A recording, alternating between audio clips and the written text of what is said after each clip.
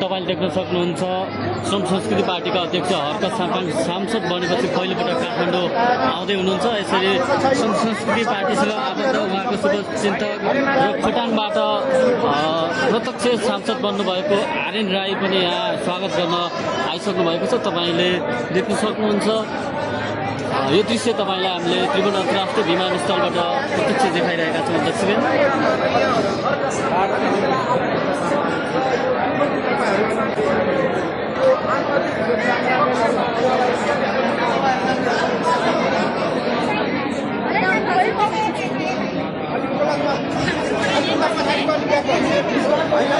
भएन क्या तपाईँहरू